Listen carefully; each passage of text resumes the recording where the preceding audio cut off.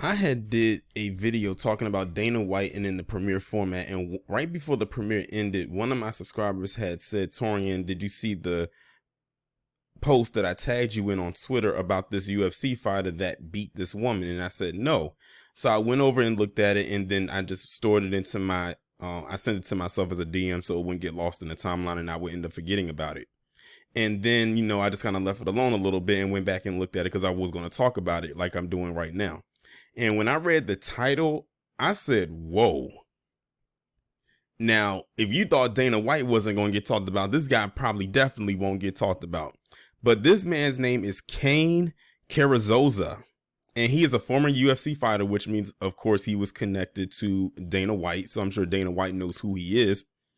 And he was arrested after he beat this woman so bad that she went into a convulsion. Now, for those who are unaware what a convulsion is basically when someone gets, in her case, injured so badly that she ends up shaking so erratically to the point where it's almost like she's having a seizure. That's how badly she was beaten. And if you remember, there was another UFC fighter or MMA fighter a couple years ago who was, I think, currently in jail right now, who almost beat his girlfriend or his wife to death. I forgot the man's name.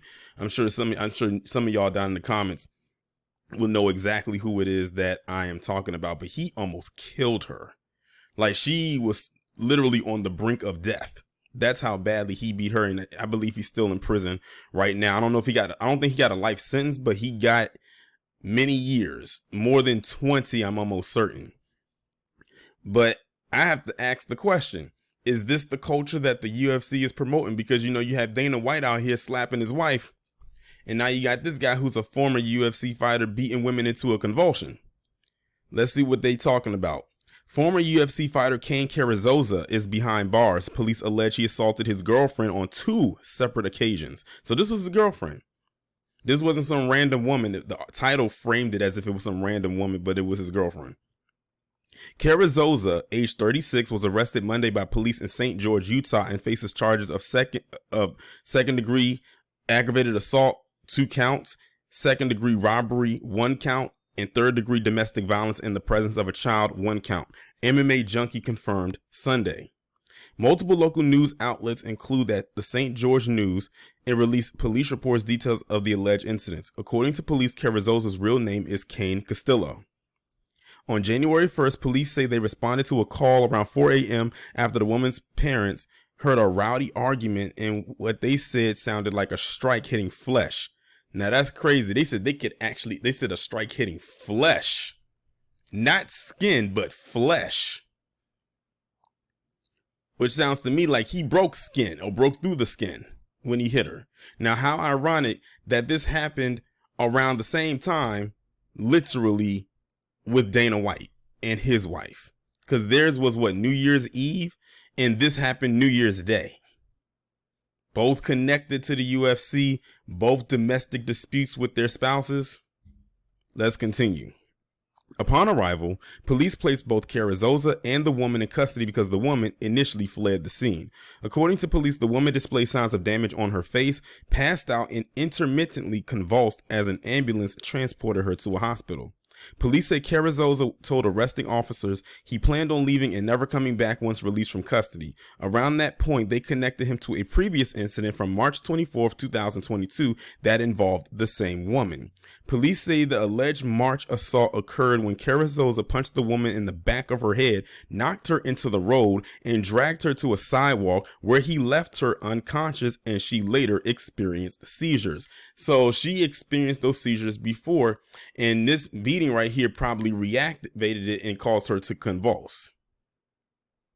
Additionally, the affidavit alleges Carrizosa stole the woman's phone.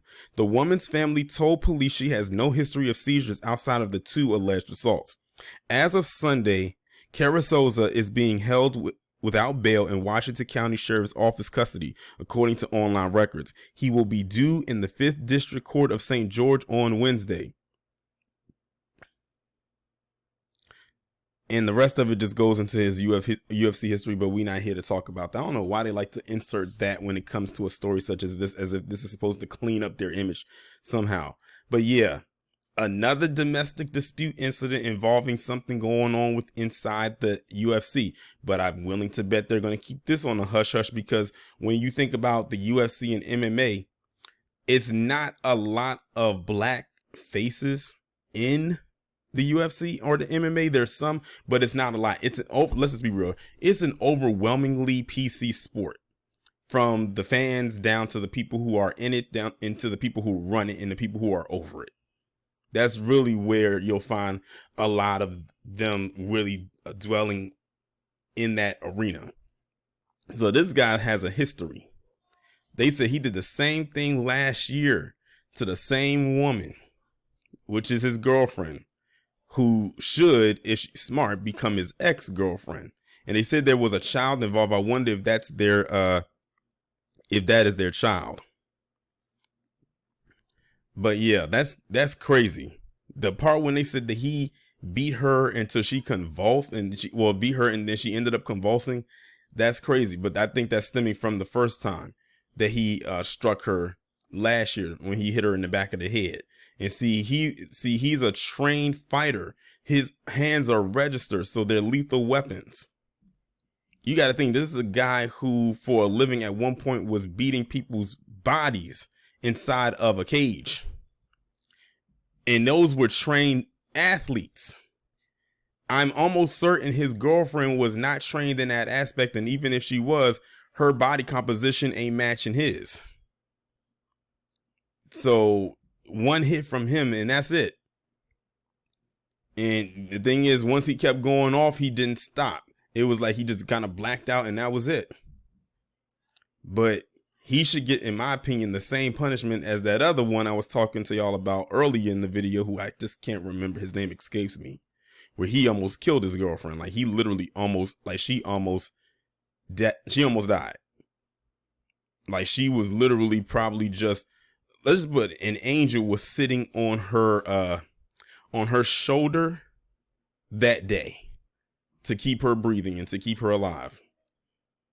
And this woman right here is in the same boat of being very extremely lucky to be alive herself.